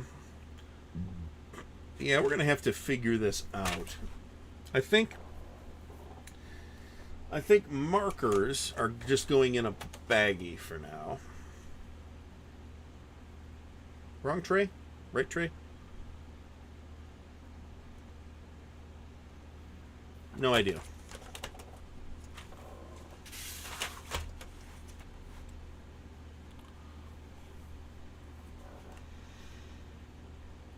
Findle70 mentions rulebook writing approaches. But that's what that is. That is so I would encourage you to look at, if you can get your hands on a copy. Have a look at the way the rules are structured in Atlantic Chase. Very different from traditional Wargames presentation. A lot of what I think Findle is talking about here, I think he's right, but a lot of that I think is a result of of publishers not evolving past the standard that was laid down by the giants of the past in Old Avalon Hill and SPI. I am comfortable with case format for rules, for example, but there are absolutely games that use it that shouldn't. So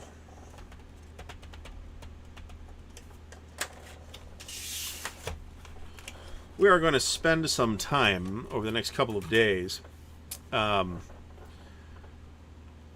Is there an errata PDF for Lucky Forward? Not that I'm aware of, but I'm guessing there will be an errata counter sheet at some point. I'm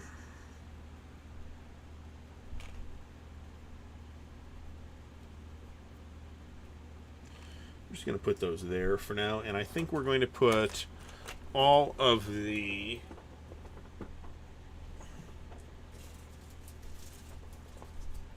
markers in a baggie for now, because I'm going to have 72 compartments to accommodate these Germans, so we'll be able to fit them in.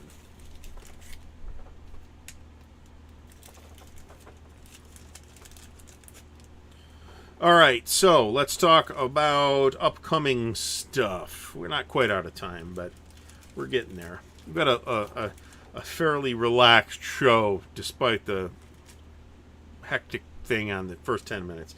There are smaller scenarios in Lucky Forward. But Gauss in general, with the sole exception of Wacht am Rhein, does not have the games do not have a robust scenario selection, right? The scenario selection in Atlantic Wall, for example, is quite poor, I think. How do I know? I don't know. I just imagine that there will be counter errata at some point, probably issued early 2022. That is just the way Decision usually does it.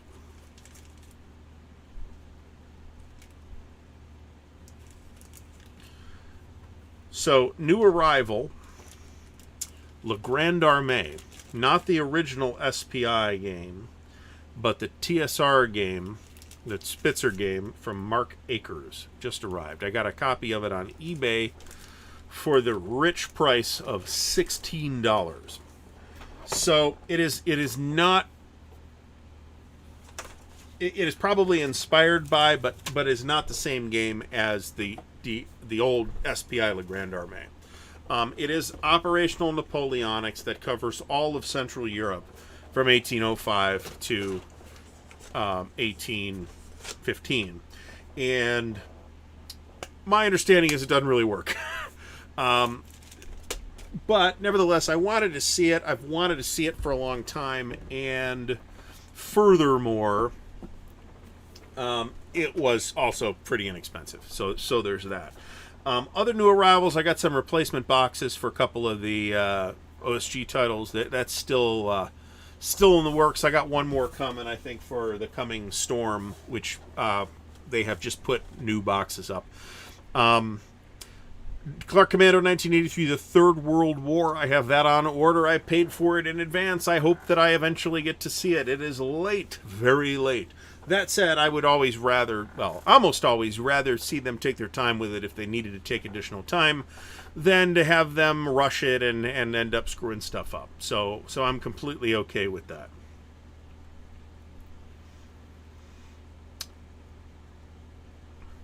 I am probably, by the way, in the market for select Europa titles. I'd kind of like to have either Case White or the later version of Case White or First to Fight, which is the GRD version, and I'd probably like to have Storm over Scandinavia. I think that the East Front stuff is just going to, or the Winter War. All of it is. I'm not really seeing it go for reasonable prices anywhere. That's the problem. Glory and Empire. So that is a I think brigade level Napoleonic series that was called On Battles, and I am very happy that they've changed the name, because the name On Battles cannot be found by any search algorithm. And it's going to be published by Lock and Load Publishing. The counters look really nice. I am curious to see it. I am also very happy with my choice of Napoleonic Battle Game Systems, which is the OSG Library of Napoleonic Battles, which gives me all the coverage I want. Well, not all the coverage I want. I would like to see the 4 lost battles so I could have Gross Biren. But pretty much I have, heavily invested in that series, and I'm pretty much going to stick with that series. For that particular scale. I do think there is a space for operational Napoleonics that is not necessarily being satisfied by the campaigns of Napoleon series. Part of that is availability, and I think part of that is the rules are a bit arcane. That said, that there's some interesting things happening in those rules that I do kind of like. So there's that. So, upcoming. Tomorrow. I don't have anything tomorrow. Tomorrow's our game night. On Wednesday, we have the show with Dan. It is over at Dan's place. I have no recollection as to what the topic might be. I might yell at Dan about the Charles S. Roberts Awards the entire time. We'll have to see. It's not Dan's fault. Dan is just, a working lug trying to make a cool video for it, for us to watch, which I appreciate. Air Raid Pearl Harbor also super late. Not as late as Total War. But it is pretty late.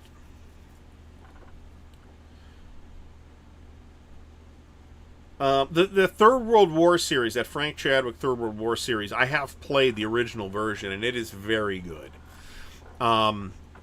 It has... One of the things that I think we're not really satisfied with NATO is its air system. I think Bruce just chose to de-emphasize the nature of the air campaign in that for the purposes of simulating what he wanted to simulate. That's a completely valid decision for a designer to make. I felt like the air system was provided me with more satisfaction in the Third World War series. That said, there's a lot of cool stuff happening in NATO too, so I do really like that game. I'm looking for a copy of the Total War map set. Copies of the maps are floating around. I would really like to have the maps. I missed on the opportunity to buy them on eBay when they were at a very reasonable price being sold by Noble Knight, and I'm kicking myself. New England Simulations is doing a game about Eylau, which is a very interesting Napoleonic battle, and which, if you want to see the Library of Napoleonic Battles volume that contains it, it's the Coming Storm. This is the hardest one in the entire series to get, unfortunately, and it's been out of print for a long time. And I'm thankful. It's a disaster. This box is I don't know why. Maybe this box got wrecked at some point, but I don't see any signs of that. Inside this box is glued another smaller box. Maybe these came that way. I have no idea. So that New England Simulations Eylau game uses the venerable Wellington's Victory system, which a lot of people did like, and which there have been some half-hearted and or abortive attempts to resurrect that system by a couple of different parties, one of which was Decision Games. That did not work out. Their version of Wellington's Victory was poorly received. So I'm very curious. If you want to talk about, reputation for quality, New England Simulations has an outstanding reputation for quality. So I'm very curious to see what that... I would love the maps, John. We could talk about that. That's the only part I want are the maps, because I think I want to do something with the maps. I'll make my own damn counters. I'm a lot less awesome at making maps. Stephen Reynolds says it didn't come that way. Yeah, I don't know what it is, but because of that, it's like the parts don't want to fit in the box. I have a new box coming. It should be here in a couple of days. So, nevertheless, This is like a key piece, right? I got this. I think I paid like $120 for it. It was not cheap, but that's not a bad price for this. But it's got Jena Auerstadt, which is a key battle, Eylau, which is a very important battle, Pultusk, which I don't know a lot about, and Friedland, which is obviously a hugely important battle. So I will be very curious to see if the New England Simulations folks can pull off a resurrection of that Wellington's Victory system. Greyhawk Grogner, thanks for stopping by. So, I do predict that we will eventually see that new edition of Russian Campaign from GMT. I think it's just, whatever's going on is going on. That's resulting in delays. I do think we'll eventually see it. Now, we might not see it for 2 years because of pipeline delays. So, I'm hiccuping a bit here.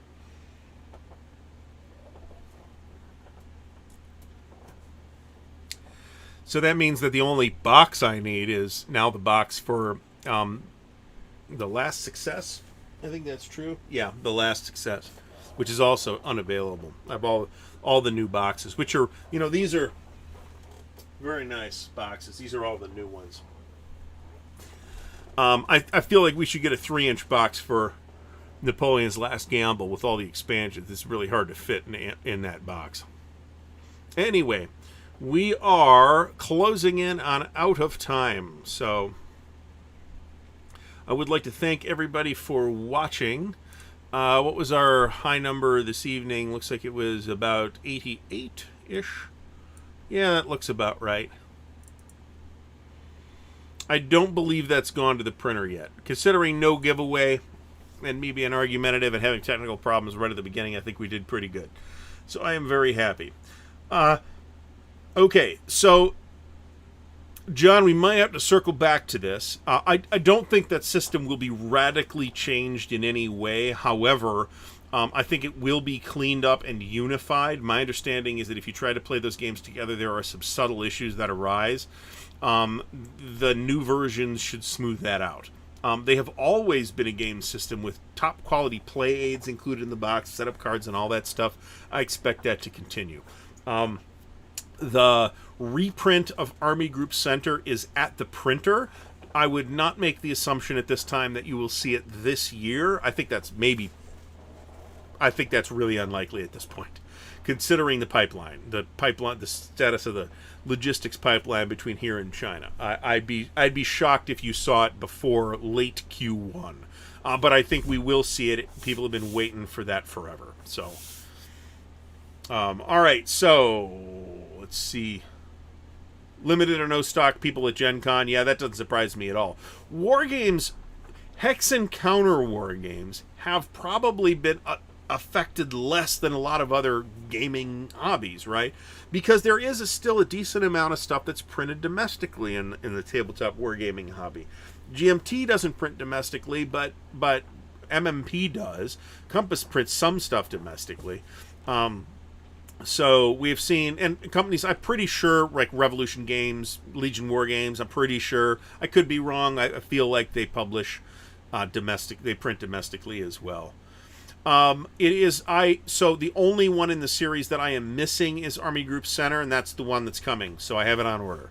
I have all the other ones. I will take a look at Army Group Center and see what I think. I reacquired them all. I think that system has some interesting things to say. They may have redone the maps too. At this point, why wouldn't they have? It's taken so freaking long. So, all right. So, I would like to thank everybody for stopping by. Please do subscribe to the channel and like the video. And if you comment on the video after the fact, that's equally appreciated, because that all helps the channel with the mysterious YouTube algorithm. If you'd like to help the channel directly, there are links to do that in the video description for Ko-Fi and the Patreon and the merch store, where we can get fancy Ardwulf Lair t-shirts. We will be back next week Like I said, Wednesday at 6:30 p.m. Eastern, whatever time we're on Eastern time, at Dan's place, we'll be doing the Everything You Always Wanted to Know About Wargaming show. There will be a special video release on Wednesday. I think I may reschedule to Tuesday or Thursday or Friday. I don't know. And then on Thursday we have an unboxing video, which is a new 2021 release from my buddy Unboxing. So. I have no idea how many shipping containers that GMT has, but I mean you can see the bloating list of stuff at the printer on their one monthly update, which we're about due for, actually. So, all right, again, thanks everybody for watching. I have had a great